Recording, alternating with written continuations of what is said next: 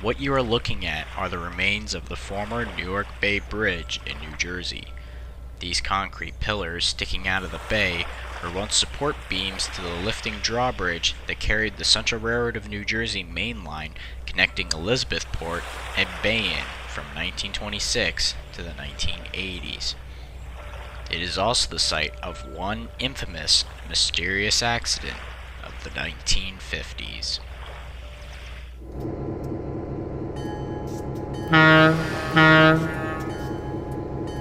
On September 15, 1958, Jersey Central morning commuter train number 3314 was running from Bay Head, New Jersey to Jersey City.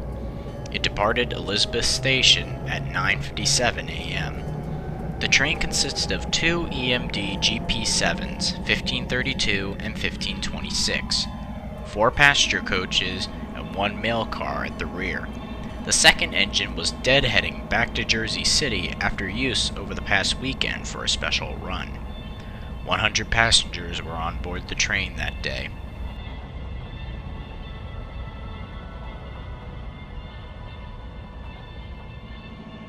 The train is crewed by 63-year-old engineer Lloyd Wilburn and 42-year-old fireman Peter Andrew. While GP7s are not steam-powered, obviously, firemen in the early diesel age were kind of like an assistant engineer or an engineer trainee that could sometimes operate the engine under supervision of the engineer or monitor the controls and gauges for the engineer, kind of like the co-pilot of an aircraft.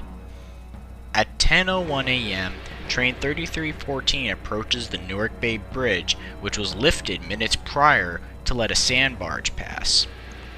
The engineer should be slowing his train down to a stop before being allowed to proceed to the bridge. However, the train keeps on going until...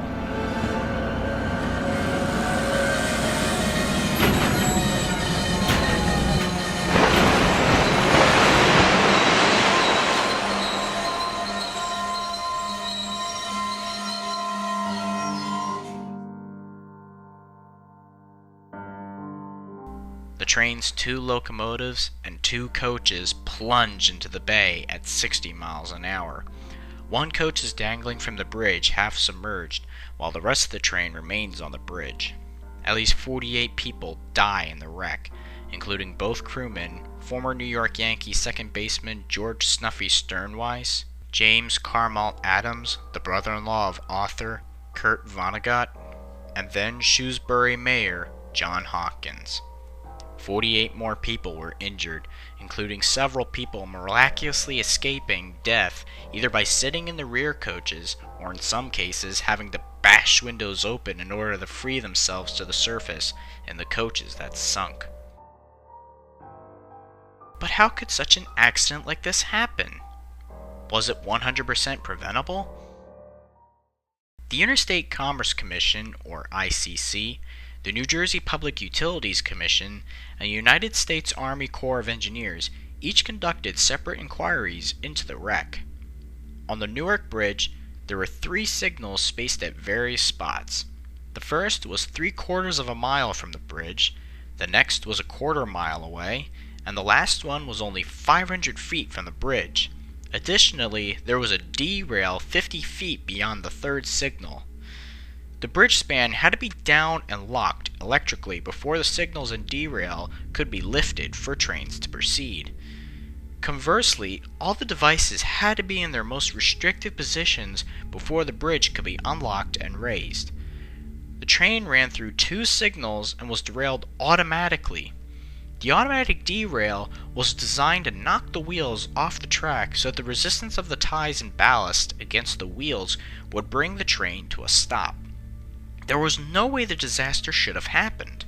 However, train 3314, although it did derail, was moving at such a high speed that it did not have sufficient distance to stop before diving off the bridge. If the train was traveling at a slower speed, like 25 to 30 miles an hour, it's likely the derail would have been able to do its job and stop the train. The 3 inquiries all found that the absence of a dead man switch was one of the primary causes to the accident.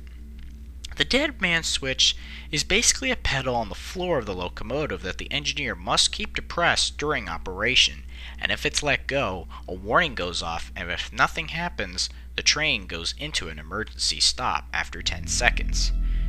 This was another technology that could have prevented disaster, as some Jersey Central locomotives already were equipped with such devices, but this did not include GP 91532 that was leading CNJ train 3314 on the day of the wreck. The railroad claimed that such a device was not always necessary because all their trains had 2 crewmen in the cab. If the engineer was incapacitated somehow, the fireman would assume control of the locomotive. An autopsy found that engineer Lloyd Wilburn had indications of hypertensive heart disease, but that he had died of asphyxiation due to drowning, not from a heart attack. However, no reason could be found to explain why the fireman, Peter Andrew, could not or did not stop the train. Investigators raised the wreckage and did not find any defect in the brakes on the locomotive and the coaches. It was also determined that the signal system and derailing device on the bridge worked as intended. Lacking more definitive evidence, it was presumed that the engineer had somehow been incapacitated in the cab, and the fireman failed to take appropriate action to stop the train. But however, to this day, no one really knows what went on in the cab of train 3314. While the ICC only recommended the installation of these devices, the New Jersey Board of Public Utilities directed that the railroad should install them in all of their locomotives. However, in recent years, it's been found the dead man's pedal has been enough to prevent disaster, as crews found the pedal rather annoying and could cancel it out by placing a heavy object like a worn-out brake shoe onto the pedal. That caused disasters like the Hinton train collision due to the engineer likely being incapacitated and the brakeman falling asleep, while the dead man's switch was likely cancelled out by having a brake shoe on the pedal. Accidents like this resulted in the formation of systems such as positive train control and reset safety control that could stop an engineer if he runs a red signal, goes too fast, among other violations that could cause an accident.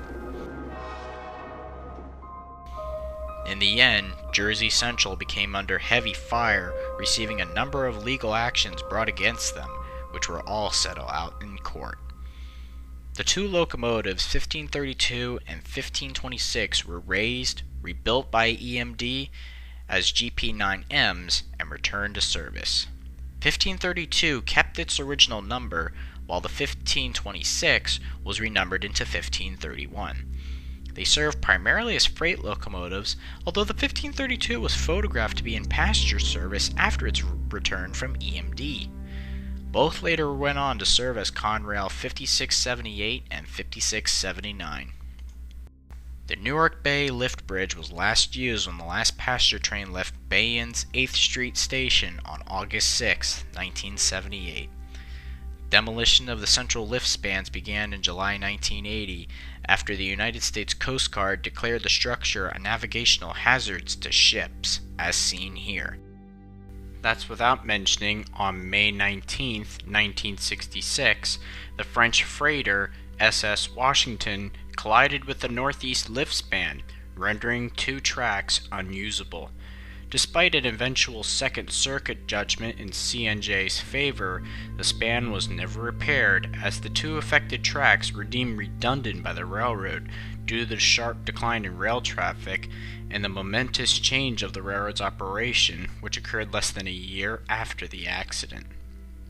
The trestle and approaches were removed from 1987 to 1988, when it became apparent that the replacement span was no longer feasible. Removal of the piers began in 2012, and now the bridge is nothing more than a distant memory.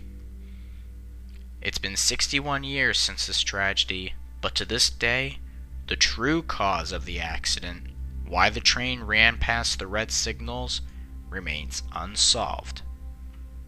Who knows what really happened?